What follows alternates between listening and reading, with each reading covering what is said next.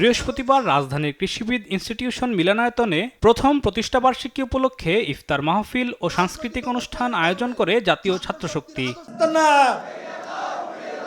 এতে অংশ নিয়ে বিরোধী দলীয় চিফ হুইপ ও এনসিপি আহ্বায়ক নাহিদ ইসলাম দাবি করেন, পুলিশ হত্যার বিচারের আগে জুলাইয়ের যোদ্ধা ও আহতদের বিচার নিশ্চিত করতে হবে। সংবিধান সংস্কার পরিষদ গঠন না হলে প্রয়োজনে রাজপথে নামারও হুঁশিয়ারি দেন তিনি। যেদিন শপথ নেওয়া হলো, শপথের প্রথম দিনই আমরা দেখলাম তারা শপথ গ্রহণ করলেন না। সংস্কার পরিষদের সদস্য হিসেবে তারা শপথ গ্রহণ না করে গণভোটে গণরায়ের বিরুদ্ধে অবস্থান নিল। যদি সংস্কার পরিষদের সদস্য হিসেবে তারা শপথ না নেয়, তাহলে এই জাতীয় সংসদের আসলে এক আনা মূল্যও নাই। ফলে সংস্কার প্রক্রিয়া বাস্তবায়ন হতেই হবে। যদি সংসদে না হয়, সেই লড়াই রাজপথে গড়াবে। আর তারেক রহমানের সরকারের রাষ্ট্র পরিচালনার সক্ষমতা নিয়ে প্রশ্ন তুলেন এনসিপির সদস্য সচিব ও সংসদ সদস্য আক্তার হোসেন। ভিগো ওয়্যার গার্ড প্রয়োজন মতো বাঁকানো যায়, অধিক চাপেও ভাঙে না। ভিগো।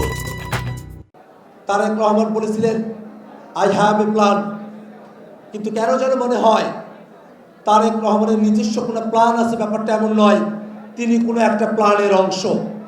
সরকারি সিদ্ধান্ত গ্রহণ করেছে সরকার হিসেবে, এবং রাজনীতিতে বিএনপির নেতাকর্মীরা যে ধরনের পরিবেশ তৈরি করেছে, তাতে দেখা যায় সামনের দিনে বিএনপি এই বাংলাদেশকে পরিচালনা করবে সেই ধরনের যোগ্যতা দক্ষতা বিএনপি সরকারের নাই। সেটা 10 দিনের সরকারি, সেটা তারা প্রমাণ করে দিয়েছে। বিএনপির নেতারা আওয়ামী লীগের অফিস খুলে তাদের পুনর্বাসনের দায়িত্ব নিয়েছে বলে অভিযোগ করেন এনসিপির উত্তরাঞ্চলের মুখ্য সংগঠক সার্জিস আলম। ক্ষমতাসীন দল বিএনপি তাদের কাজে কর্মে আওয়ামী লীগকে ছাড়িয়ে যাওয়ার প্রতিযোগিতা শুরু করেছে। বাংলাদেশের প্রত্যেকটা জেলায় আওয়ামী লীগের অফিস খোলা হচ্ছে। আওয়ামী লীগের রাষ্ট্রপতিদেরকে নিয়ে তারা শ্রদ্ধাঞ্জলি জানাচ্ছে। এই বাংলাদেশে এই প্রজন্ম যারা 24-এ নেতৃত্ব দিয়েছে, তারা তাদের কবল থেকে এই বাংলাদেশকে মুক্ত করবে ইনশাআল্লাহ। আওয়ামী লীগ নেতাদের জামিন ও বাংলাদেশ ব্যাংকের গভর্নর নিয়োগের সমালোচনাও করেন এনসিপি নেতারা। বাংলাদেশের মানুষকে উন্মানুষ করে আলিমুজ্জামান সাফওয়ান, দেশ টিভি, ঢাকা। বাংলাদেশের মানুষকে নিপীড়ন